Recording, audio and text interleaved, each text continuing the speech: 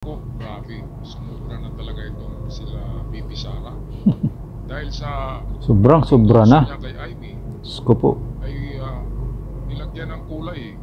Sabi, itim daw ang Pilipinas sa panahon ni PBBM. Itim. Ikaw ang itim. Amy. Misinformation, Sus ko po. lahat ginamit na. Gumising ka na sa katotohanan. Kailan ba dumilim? Kailan ba umitim ang pag-upo ni PBBM? Diyos ko po. Imbes na kumampi ka sa gobyerno. Nawala na yung tungkangan. Hindi ka naman kumakampi. 20,000 kapamilya. Kung anong naramdaman nila nang mamatay yung kanilang mahal sa buhay dahil sa It's okay. Diba, nagdilim ang kanilang paningin. Yun ang panahon na nagdilim. Yung nasabi lang siguro ni Sara na nagdilim ang Pilipinas ay dahil sa madilim ang kanilang pupuntahan eh. Ang destinasyon ni Sara, kulungan madilim. Sa dungeon. Correct. Sa maliit na May impeach kaya madilim. na madilim. Kaya madilim ang paningin ni Sara. May impeach na kasi kaya madilim. Pati si Digong madilim din ang paningin. Laging nakapikit din. Kaya yan ang nasabi nila na madilim daw ang panahon ni PBBM ngayon. Dahil nga papunta sa kadiliman eh. Yung itinapon si Lucifer sa abyss, di ba, ng Diyos. Doon sa abyss na sinasabi. Madilim na lugar ang abyss eh. Doon itatapon ang mga demonyo ng Diyos. Si Lucifer doon tinapon ng Diyos. Kaya kung itong si Digong at si Sara ay mga kampong ito ng demonyo, sigurado doon din ito papunta sa abyss, yung pinakamalalim na parte ng mundo na madilim at kakadinahan ng mga anghel, di ba? Doon itatapon sa yung tinatawag na abyss, madilim na black hole. Ayan, kaya madilim ang paningin ni Bibi Sara sa Pilipinas, kaya pinamagatan nila ang campaign ad ni Amy na madilim ang maitim daw ang Pilipinas kasi itim sa Alright, ito ang balita, panoorin natin courtesy ng Teleradio Serbisyo. Malacanang bubuelta sa campaign advertisement ni na Senator Amy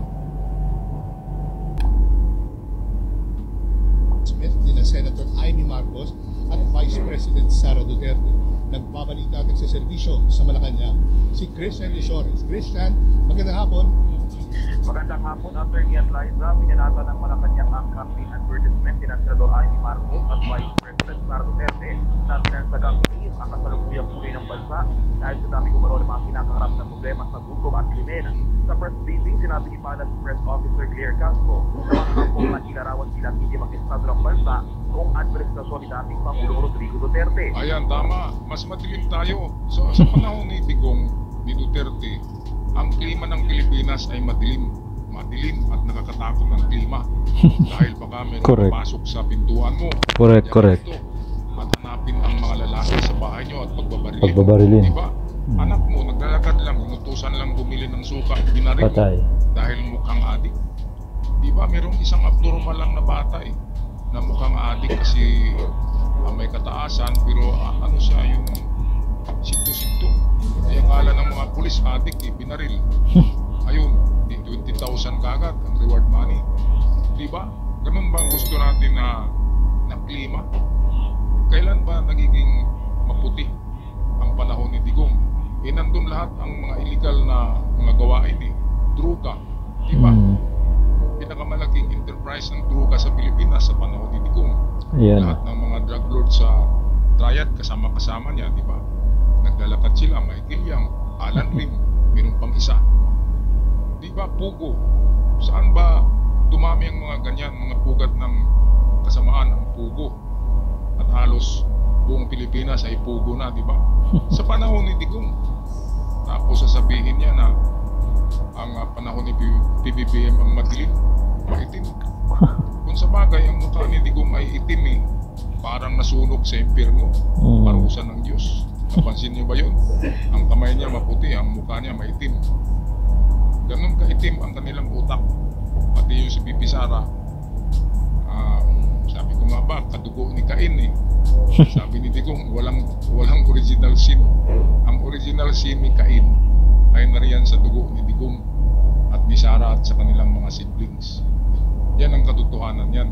Kaya kung mayroong mga dark angels, sila yung mga dark angels na nabubuhay sa lupa.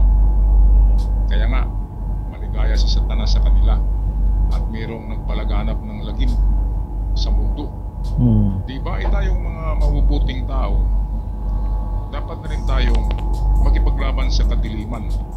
Di ba ito, di ba? The good versus evil. Kasi kung hayaan natin yung mga ganyan na dumami, yung mga kasamaan na ganyan, disinformation, black propaganda, kailangan talaga i-counter yan. Kailangan merong mga vlogger. Hindi ako nagsasalita ng masama noon eh. Ngayon sasabihin ko na kasi sumubra na sila eh. Sabihin ko naman na itim ang Pilipinas, paano nagiging itim? Itong taon nga na ito at taong 2024 at sa taon na ito ay pinakamaswerte na taon sa buhay ko. Tapos sasabihin nila itim. Nagugutom na bang mga tao? Sino bang nagugutom? Yung mga tamad lang, walang trabaho, di ba? Sino bang nagugutom? O kayo dyan mga subscribers, pakalat-kalat sa kalsada, hindi nagtatrabaho. Kayo nakakain? Kagaguhan ng mga kwento yan. Ang taong nagugutom ang hindi nagtatrabaho. Pero kapag nagtatrabaho tayo, hindi tayo magugutom. Ngayon, nung taon ba na tumaas ang tinatawag natin na economic growth? Kahit tingnan nyo sa Google, i-search nyo economic growth of the Philippines, sa panahon ni PBBM tumataas ito. Kaya ang Pilipinas ay hindi nasa kadiliman. Tayo ay pupunta na nga sa liwanag. Sila ang kadiliman, idol. Sila. Tayo sa kadiliman. Sila ang kadiliman. Kadiliman. Lahat ng ginagawa doon kasinungalingan. Mga didilis ang kadiliman. Lahat ang ginagawa ni Digong. Pati Diyos pinagmumura niya. Diba? WPS bininta kay Xi Jinping. Ayan na. At naglagay pa siya ng mga karatula sa buong Pilipinas na ang Pilipinas ay probinsya ng China. Kaya nalathala kaagad ito kinabukasan sa South China Post ng China. Ito isang tabloid o pamantalaan newspaper sa China. South Morning Star yata na newspaper. Kinabukasan na kaagad. Natutuwa ang mga Chinese kasi sabi nila atin na pala ang Pilipinas dahil kay Digong. Kaya si Digong masarap, matamis tingnan ng mga hitsik. Akala nila ay ito na talaga ang blessing sa kanila dahil kukuha nila ang Pilipinas. Pati pugo pinagpapasok niya eh. Kundi dahil kay Digong. Grabe, gentleman's agreement yun. Walang kasulatan, birba lang. Pero may nakinabang. Si Digong ang nakinabang. Kung ano man ang ibinigay ni Xi Jinping sa kanya, sa kanila lang yun. Kaya dumadami ang mga bank account ni Digong na malalaman natin ngayong impeachment dahil ibubunyag ni Trillanes ang joint account ni Digong at ni VP Sara. Yari sila. Kaya makikita natin. Tinabangan yan. Balik tayo dito kay Attorney Claire Castro. Grabe, binubumba talaga si Attorney Claire Castro. Binubumba talaga ang kanyang President Communication Office ng mga ganitong black propaganda, disinformation, fake news, DDS trolls. Kaya mabuti na lamang ay nandyan. Meron ding mga mga nakipaglaban sa mga madilim na mga na ito, ng mga disinformation. Kaya sumama na ako sa army ng liwanag. Kung meron na army ng kadiliman, yun yung mga DDS vloggers na mga kumakalaban sa gobyerno. Tayo ang ating balita ay galing mismo sa mga mainstream media. Katulad nitong ating tinatalakay ngayon galing sa Teleradio Servicio, mainstream media din yan. Kudos sa mga ating Teleradio Servicio. Good job mga Teleradio Servicio. Okay, so balik tayo kay Attorney Claire Castro. Malinaw niya ang mga record mula sa Philippine Statistics Authority na bumaba sa 15.5% ang poverty index sa bansa noong 2023 mula sa 18.1% noong 2021 o panahon ng pananungkulan ni Duterte. Lumobo rin niya sa mahigit 7 trilyong piso ang utang ng bansa dahil ang nasarang administrasyon hindi naman bumaba ang crime sa bansa ayon kumpara sa termino ni Duterte. Nako, paano naging kriminal? Ang dami ng patayan noon. Lalang sa pargano ng fake news. Hinimok ni Castro ang publiko na maging mapatuloy sa pagpili ng mga ibobotong kandidato sa halalan at huwag magpapalokot sa ilang sinasabi sa kampanya at maraming alas, hindi na ang katotohanan.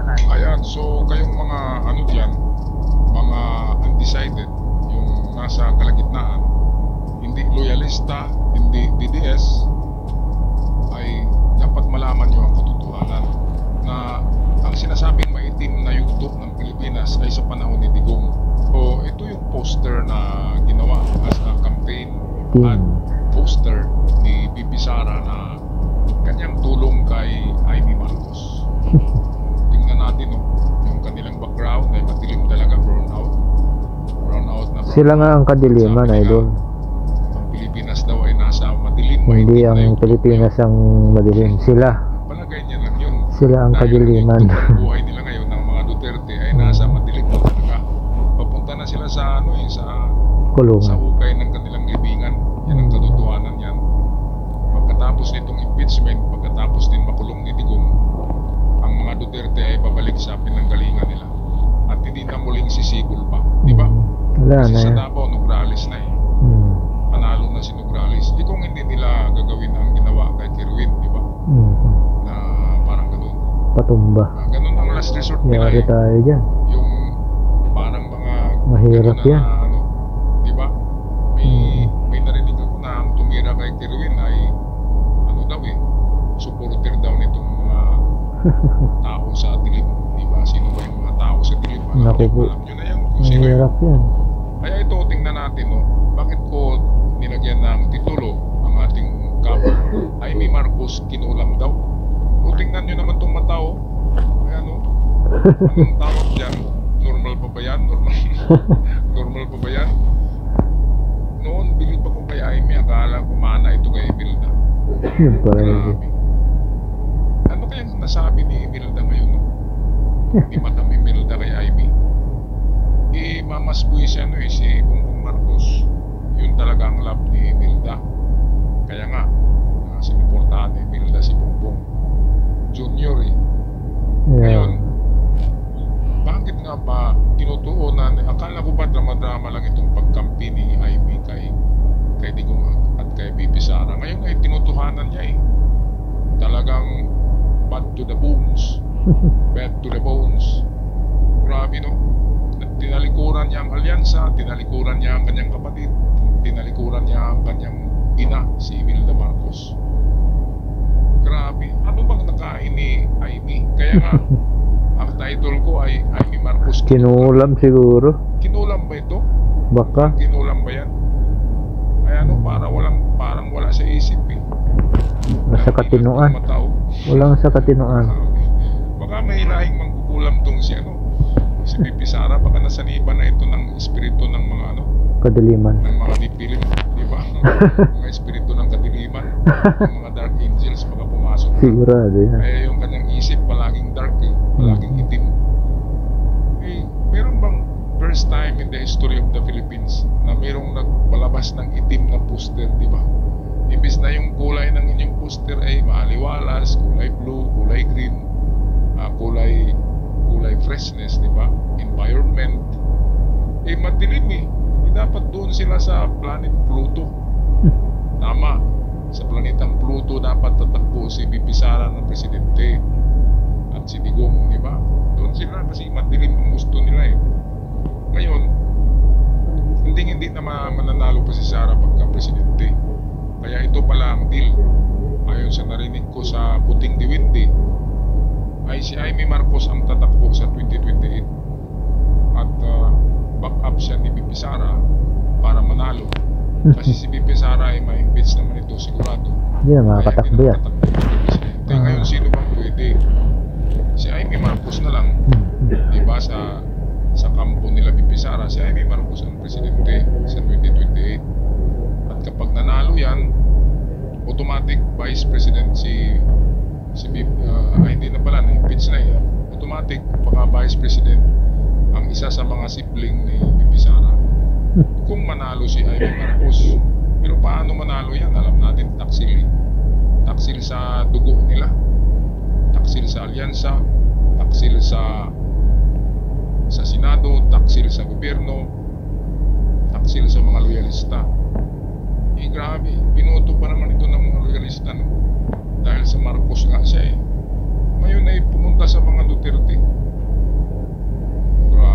Grabe ang pagtataksil. Anyway, wala tayong magawa sa kanya yan. Yan ay disposisyon niya. So, pagbigyan natin kung hanggang saan yan. Anyway, June, July, impeachment na ni BP Sara eh. Makikita na natin yung bilyones na account nila sa mga bangko na mga illegal.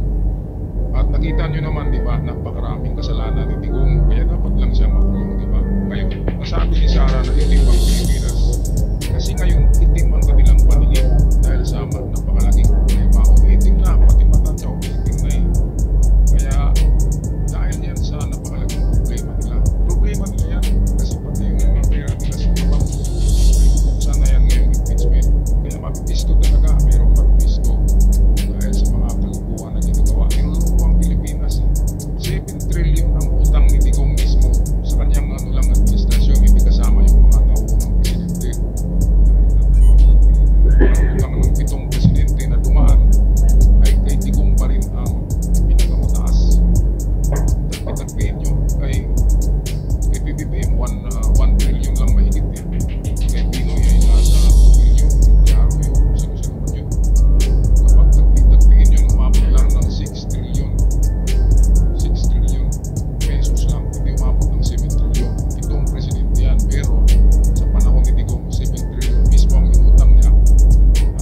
Dahil yun sa para mali yung mga gamit sa COVID at COVID vaccine, binili yun sa China. At ang nagbinta niyan ay si Michael Lim, Edgar Allan Lim, at Michael Yang. Yan ay mga minggo daw yung kaya Trillanes. At hindi lang mga yan sa COVID. Ang nag-produce din ng napakalaking tulito nilatang druga sa Pilipinas ay sila rin. Kaya tinatawag na mafia boys ang mga yan. Na mafia boys of Davao. Naku, grabe. Tapos, itong mga DDS hindi talaga manilat ang kanilang mata. Mabuksan ang utak kasi ang utak nila sarado. Kasing laki lang ng munggo ang utak ng mga DDS supporter ng Digong. Ang utak ay parang munggo lang ang naging. Kaya hindi nila maintindihan ang nangyayari. Ngayon, ipaglalaban pa nila yung taong kampo ng Digong yun. Bakit ipaglalaban mo yun? Bakit magiging idol mo? Diba? Ibabalik pa naman tayo sa itong klima ng lagim. Ibabalik tayo sa pagiging tinatawag ng pagiging ng Pilipinas. Kapag makabalik mo ngayon. Kaya sa eleksyon, wag talaga kayo tumuto ng mga tauhan ni Digong, mga alipuris, kanyang mga anak, wag na.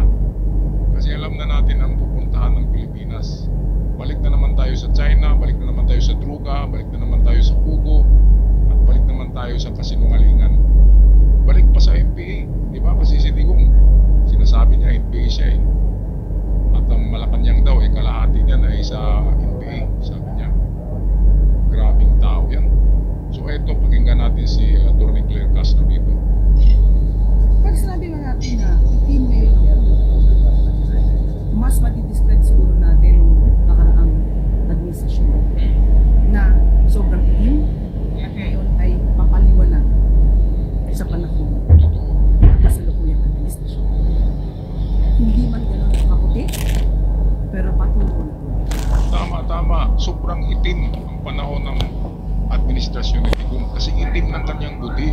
Kasing itim ng kanyang mukha. Ng kanyang sabi, walang hiya. Pati ba naman Diyos ay pinagsalitaan ng silpi-silpi.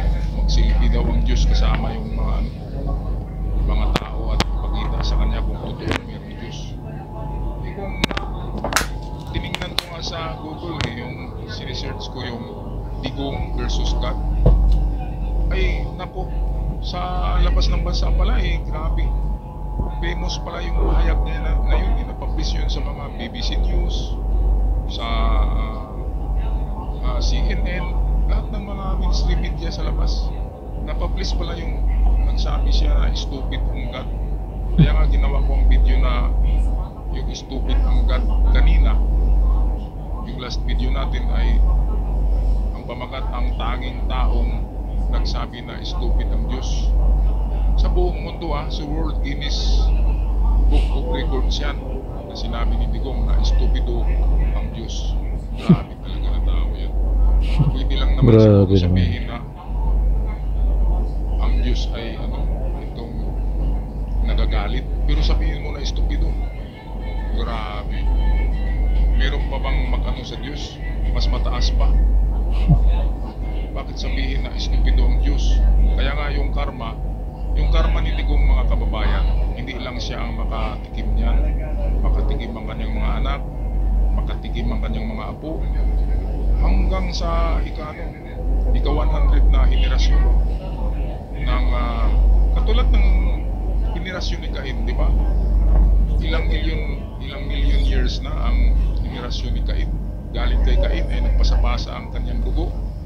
At hanggang ngayon ang kanyang dugo ay pinagsalin-salin pa. Hanggang ang dugo niya ay nandiyan na sa dugo nila Digong.